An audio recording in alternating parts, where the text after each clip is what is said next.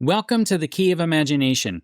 This week we're taking a look at the Twilight Zone episode 100 Yards Over the Rim.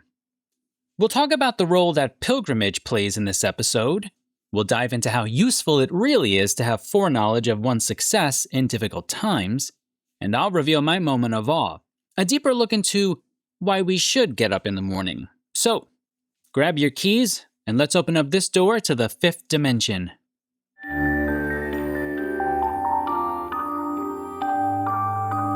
You unlock this door with the key of imagination. The year is 1847, and Christian Horn leads not only his wife and son, but an entire party through the dangerous New Mexico terrain, a journey that started in Ohio almost a year ago. Understandably, our pioneers are tired, thirsty, and sick, especially Christian's young son, who is struggling to get beyond a fever, likely brought on by a terrible case of pneumonia.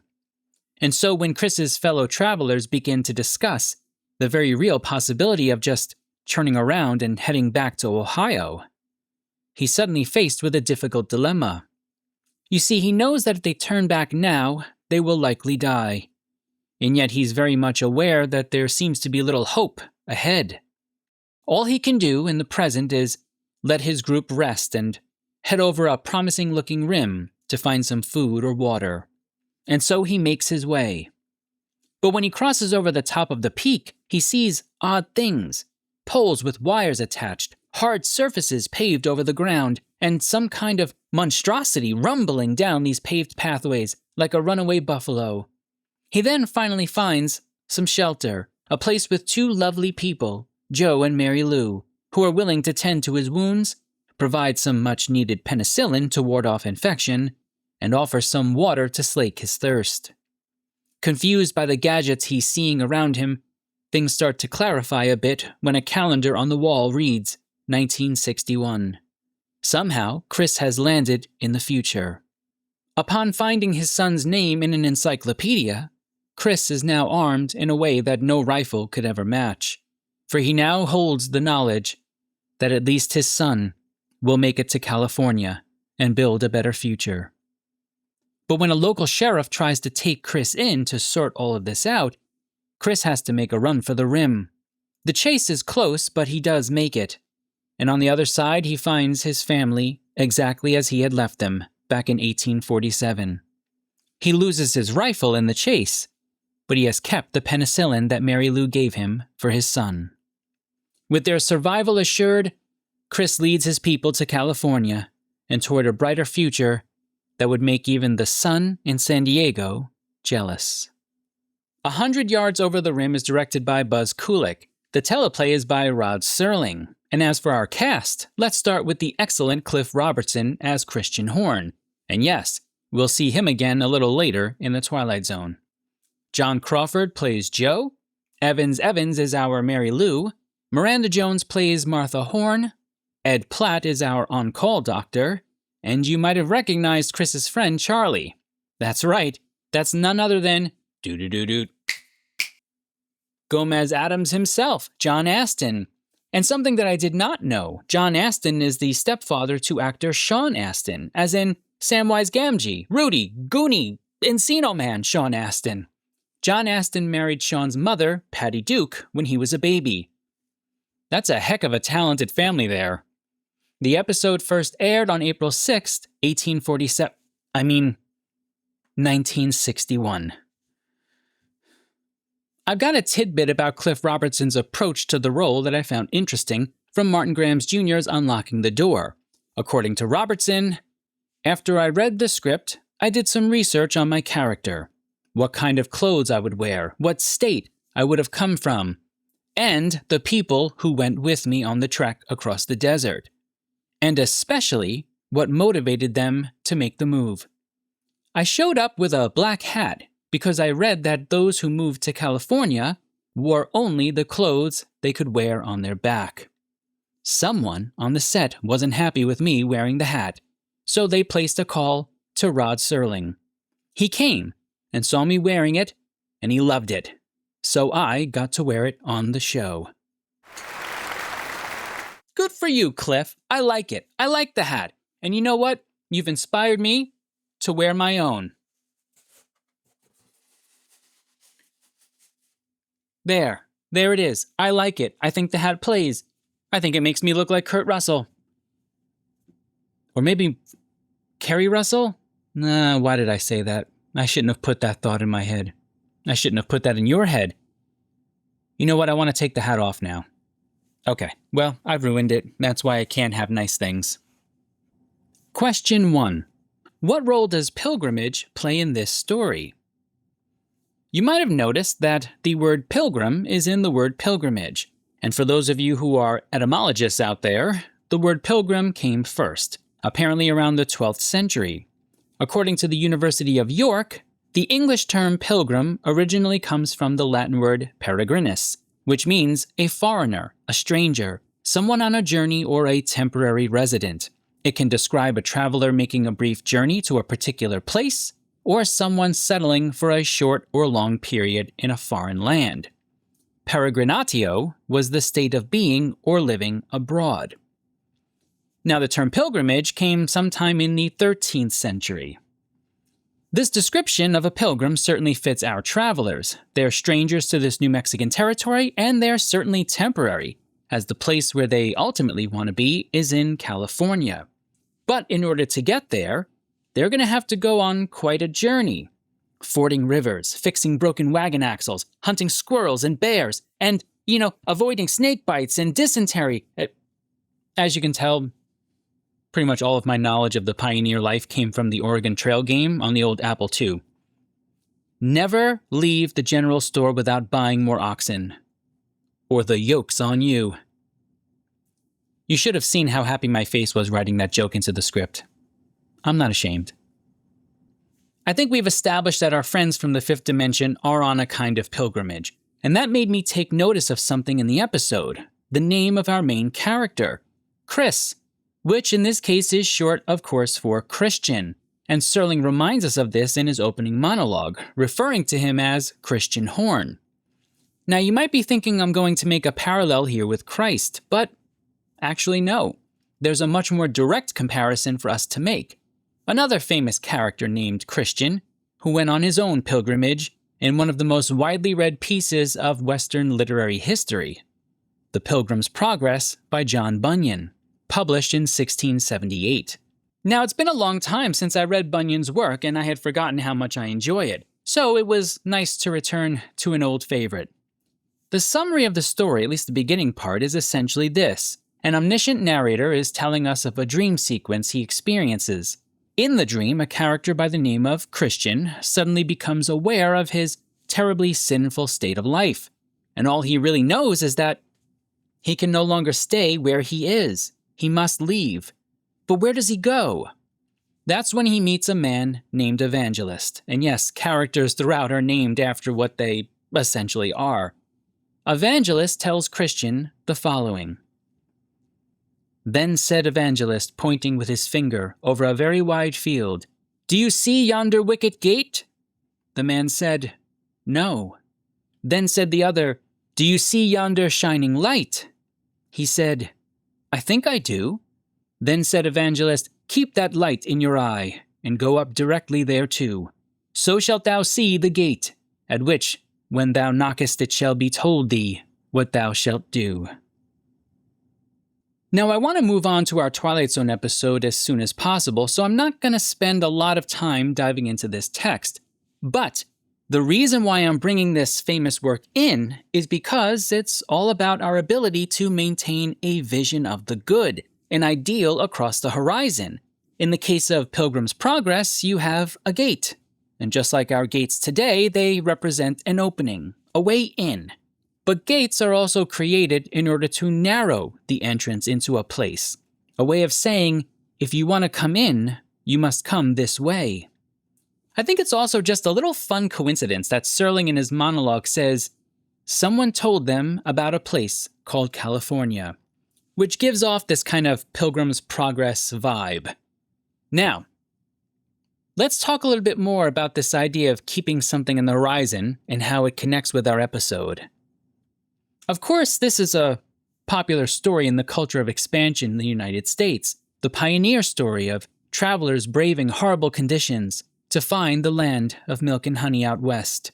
And eventually that land will have milk and honey and matcha-based beverages when we start to get Starbucks stores everywhere. But that will come much later in the history. When Charlie, Chris's fellow traveler, mentions that the rest of the party wants to go back, 1,500 miles back, through the heat, the frigid cold, and all matters of dangerous terrain, when you think about this from a logical standpoint, it doesn't really make much sense. But when you consider it from the perspective of point of destination, it starts to clear up a bit. They know that there is an Ohio. They know that there is a plot of land where they once had homes and people they knew. They can see that land in the distance all the way from New Mexico.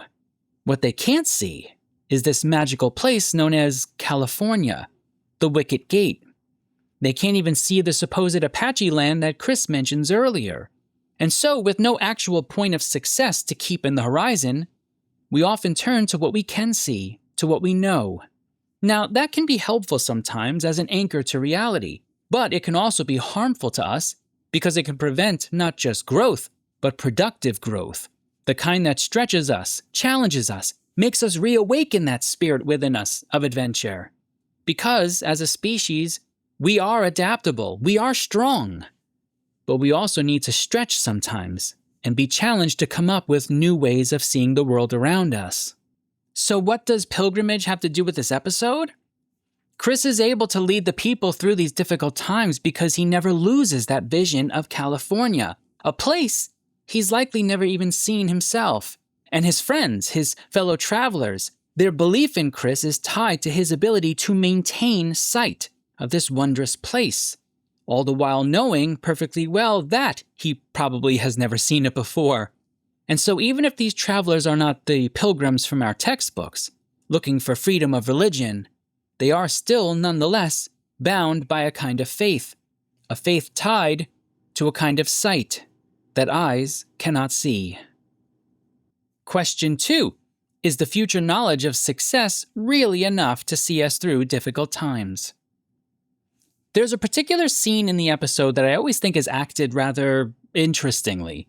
It's about 3/4 of the way through the episode when Chris has already had his moment of awe regarding the sudden realization that it's 1961. Cliff Robertson emerges from behind the front of the cafe with this steadfast look on his face, carrying an encyclopedia. But of course, what's most interesting about this book is that it has his son's name in it, Chris Jr., which means his son survives the fever from the suspected pneumonia and goes on to establish a life for himself. And I mean, of course, Chris is a pretty unique name, so I'm sure we don't have to worry about it being someone else, right? The point is Chris now has foreknowledge of the future, but is that really helpful in the present predicament? Well, all right, let's look into this a little bit more. Now, we have to acknowledge that this question is essentially metaphorical, hypothetical in nature, because foreknowledge would require omniscience or some kind of time travel machine, neither of which I currently possess. But we do have the ability to simulate these situations through art, and that's what we're going to do here to connect with our episode. Some insider baseball on the show. When I'm sitting somewhere in a waiting room or I'm in my office avoiding grading papers, don't tell my students, I'll sometimes actively engage my mind in thinking about these show questions, just letting my thoughts wander about on the periphery. And when I did that for this question, a particular scene from a film that I personally like, but I'm pretty sure a lot of people didn't, came to my mind. The film is Lady in the Water from 2006 by M. Night Shyamalan, and starring Paul Giamatti and Bryce Dallas Howard. Now, I'll go ahead and be polite and offer a quick spoiler warning. What I'm about to discuss is integral to the storyline of that film. So if you want to see the movie and leave it unspoiled, go ahead and skip to the next timestamp. Speaking of foreknowledge, by the way, hey, Future Joe, put a special timestamp that goes to the next part where you talk about the Twilight Zone episode. Lady in the Water is essentially a folklorish, mythical kind of story, with a mermaid character that needs to find a way back to her home before these wolf-like creatures can find her and kill her. Now, there are all of these important characters, archetypes really, that have very specific functions that are necessary to help get her home. Things like a guardian, a sign interpreter, and a storyteller. Shyamalan happens to play the storyteller character, and in the movie, he's a writer who is composing a kind of manifesto that will change the way the world looks at what it means to be human. It's very revolutionary in its scope. Well, the mermaid informs him that his work will actually change the world. And then she asks him if he would like to know his future. He says yes. She then tells him all of the ways that his work will change the lives for the better, but she adds that he will be hated for this, and eventually killed for it. Now, I love this scene. I like the way that it's done, and I enjoy the fact that there's this added layer of sacrifice. I love sacrifice in American writing. You know, that's something that I do think we've always done particularly well in our popular culture. Knowing what Shyamalan's character now knows, he has a choice in front of him. Does he rip up his work, thus sparing his sister, who loves him very much, the pain of her brother being killed, or does he continue forward and offer the world this gift? Now, he ultimately decides to continue, but he has one request of the mermaid. Do not tell my sister about my future. That creates a kind of additional burden in the present for him. He now knows not only what will happen to him, but he knows that his sister will experience great heartache over it as well. And that can have the effect of compromising how one views the present. Okay, enough of that. Let's bring this over to our Twilight Zone episode. When Chris makes a run for it at the end and finds his way back to the wagons, he has a new disposition and confidence. He's smiling in reverence of what he and the rest of his people will do to help manifest a better future for others. His fellow traveler Charlie says, "Nothing much on the other side, was there?" And Chris responds, "You'd be surprised, Charlie. There's a whole lot on the other side of that rim. And you know what? It was people like us. We made it happen." I want to point out a particularly subtle but really well done shift by Cliff Robertson here. In the final scene, he looks through the wagon from the front at his family and the rest of his party, and he says, "There's water up ahead, and we're going to California." Now, the reason why I'm pointing this out is because there is a level of certainty in his intonation and in his pacing. Up to this point, Robertson has been speaking with a rather slow pace, with a level of skepticism in everything that he does, very methodical, as if the character Chris is always prepared for something bad to happen. But this is really the first time that he speaks with this flow of fast-paced energy and confidence. He doesn't say there might be water, he says there's water up ahead. That shift in tone likely would have been noticed by his party, and it could have a motivating effect on them, providing them with a little bit of vicarious confidence to keep pressing forward. That's certainly one positive that can come with foreknowledge. However, I think we also have to acknowledge that it doesn't promise that there won't be additional pain, suffering, and loss. All we really know is that Chris Jr. makes it to California. In that sense, I could see where it might lead Chris Sr. to a compromising position of authority, where he's prioritizing that particular story over everyone else's. And that would not be good, given the difficulties of their journey. Okay, so what does all this mean? Yes, I do think having foreknowledge of success can definitely create a sense of confidence in one's decisions in the present, and even help someone get through difficult times. But, like I said earlier, this is all hypothetical anyway. Right? Well, let me read to you the opening stanza from Walt Whitman's famous poem, Song of Myself. I celebrate myself, and sing myself, and what I assume you shall assume, for every atom belonging to me as good belongs to you. Now, one of the ways that I've taught this poem is by focusing in on this notion of atoms. Atoms make up ordinary matter in the universe, which includes the stars, the mountains, and yes, people. Let's be clear, Whitman is not trying to be scientifically accurate here. He wants to be philosophical. There is a particle known as an atom, and the atoms in you are the same in me. And the atoms that are in us were also present during the great sufferings of humanity, at the highest peaks of the mountains, on the moon, and even at the points of our greatest conquests over evil. And those same particles are also in you.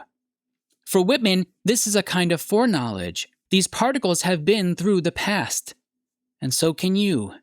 Whatever terrible thing you might be going through, right in this moment in your life, these particles in you have seen it before and have come out the other side. And so can you. Question 3. What are your moments of awe? My moment of awe extends a bit from my first question, and it comes with an accompanying question for us all to think about. Why do you get up in the morning? Now, I can already hear many of you, well, Joe, it's because I have to go to work. And if I don't go to work, I will lose that bed I'm comfortably lying down on. Hey, no doubt, at heart my philosophies tend to lean toward utilitarianism and pragmatism. Yes, we have to work. But what I'm actually offering here is an opportunity. What if we reframed why we get up? What if we started tomorrow morning to say, I will be at work, but that's not why I'm getting up? I mentioned in the first question the importance of having something on the horizon, something narrow, a wicket gate of your own, something that requires discipline, time, effort to achieve. And this doesn't have to be something grand. It can be, wanting to be a better father, a better student, a better friend, or it could be a skill. I want to be a better writer, speaker, or painter. What if instead of waking up and your first thought being, I have to get up to go to work, what if that thought was, I have to get up because I want to take another step closer to that goal on the horizon. I want to be able to see it just a little better than yesterday. In doing so, you build so many important things that we need in life: adventure, challenge, productive failure, success. After this video, think of something that you can place on that horizon. Put it out in the distance, barely visible. And then when you wake up tomorrow morning, say to yourself, I want to get up because I'm taking my first step toward that goal out on the horizon. I'll leave you with this. There's an old Chinese proverb that I believe we received through Lao Tzu. It roughly translates to, a journey of 1,000 miles begins with a single step. Take that first step tomorrow morning, and then just keep putting one foot in front of the other until you get to your goal out on the horizon. As for my rating, this is another solid episode for me. Could they maybe have done more with Christian in the cafe? Yeah, I actually think so. I think they spend a little bit too much time with the doctor. And I'm not even quite sure you needed that character really at all. But I understand, he's hurt, you call a doctor, he's in distress, you call a doctor. I get it. I'm just saying, I don't think you needed all of that. You could have done much more with him, I think. So I'm gonna go middle tier with my rating. It's a good episode, an enjoyable episode. And it doesn't really need to be all that great. I guess what I'm saying is it doesn't rise toward anything spectacular for me, but it doesn't really have to for me to enjoy it. If I'm feeling lazy during a marathon, yeah, I'll just sit down and watch it. It's a good episode. I like Cliff Robertson. Next time, we'll be taking a look at the Rip Van Winkle caper. And here are your questions to consider when watching the episode. Question 1. Are there any connections to the story of Rip Van Winkle in addition to the falling asleep part? Question 2. How good was Falwell's plan really? And question 3. What are your moments of awe? As usual, I've got some comments to highlight from the YouTube channel. Let's start with friend of the show and fellow Twilight Zone enthusiast, Anthony from Fever Dreamland Theater. Which again, if you have not had a chance to go check out his channel, it's definitely worth a moment of your time. He does work on more than just the Twilight Zone, things like Night Gallery and also even horror as well, but it's all great stuff. Anthony had the following to say regarding the Prime Mover episode. I feel like Ace was probably a lost cause. Without Jimbo bringing things to an end via that last bet, Ace likely would have gambled his way into oblivion and dragged his poor friend along. But that said, I still think Ace is a character with nuance. He's definitely not a true bad guy. He has a glimmer of hope, but he also has serious flaws and weaknesses. Again, great review, Joe. I'm glad to hear your thoughts on this lesser appreciated entry in the series. All the best. As always, appreciate your time and thoughts, Anthony. I agree, there is something a little more interesting about Ace than we might initially give him credit for. He's really not that much of a two-dimensional character. He's more like us. He's complexly flawed in his humanity, and that does make him interesting. Friend of the show, Rob A. Gabor, offered this interesting tidbit that I had actually never thought about before regarding the Prime Mover episode. Rob writes, I noticed you didn't mention the coin toss for proposal answer thing. That had as much, if not more, mystery as the I can't hear you thing. I don't know if Ace could hear Jimbo ask about Kitty, but the coin toss sequence has me wondering a lot of things. Like, why did she do it? Was it a passive-aggressive dig at Ace? And did Jimbo fix the toss? For the longest time, I thought it was obvious that he had. But now I'm not so sure. I did notice the broom fell after Ace proposed. Rob, these are fantastic questions to think about. Particularly, I never thought about whether or not Jimbo fixed the coin toss. She does give him a little look, I think, that might be kind of a, can you make this happen glance? But then again, she also probably had already made up her mind if she were going to marry Ace or not. Either way, I like the questions. This is why this community is so awesome. Want to support the channel? Consider subscribing, liking, commenting, and sharing the show with a friend. You know, all of the usual algorithmic gymnastics that will help us expand our awesome community of Twilight Zone fans. Plus, you never know. I might just highlight your comment in an episode of the show, as long as it's family-friendly. And if you want to be immortalized in our list of key KOI supporters, consider joining one of our membership tiers on YouTube or Patreon. 50% of all money taken through this channel, after the platform fees, is going to charity, 25% to the Rod Serling Memorial Foundation, and 25% to the Gary Sinise Foundation. For more information about me, my scholarship, and the show, head over to thekeyofImagination.com. That being said, even if you hate it. Hello, Joe. I hated every minute of this. Yes, I did get this replica phone from Long Distance Call after I shot the episode. Thank you, eBay seller, for delaying the shipping. Either way, even if you hated every minute of this, I'm still going to thank you for spending some time with me. Until next time, remember, all doors are open to those who possess the key of imagination.